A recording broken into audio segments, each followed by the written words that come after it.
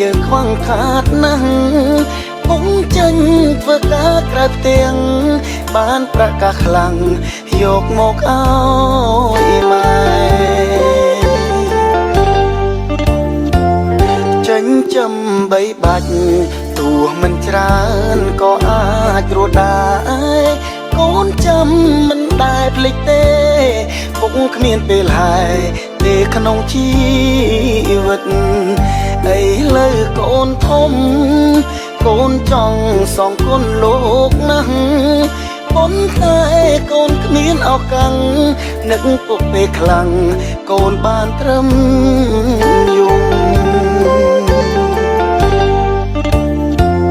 ពុកចែកឋានទៅទាំងមិនតន់ឃើញទៀតខាងខំមិនតន់ឃើញរូបកូនធំអាចជួយសង្គមយើងផង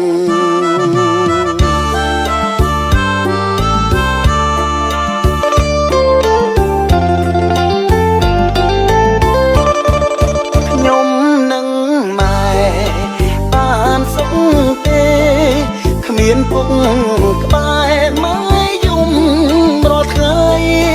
កូនឡងយូរឆ្នាំម៉ែគាត់លែងភ័យចុងកម្មអ្វីយកពុកទៅឲ្យសុខកុំបីមានទុកឡើយណាជាតិក្រោយបើមានវាសនាសូមព្រះមេត្តាខ្លាយជាពុកកូនកុំដូចជាតិនេះជីវិតពុករស់ស័ក្តិដូចអូនគ្រប់ជាតិសូមឲ្យជួបជូនពុកកូនដរាបរៀង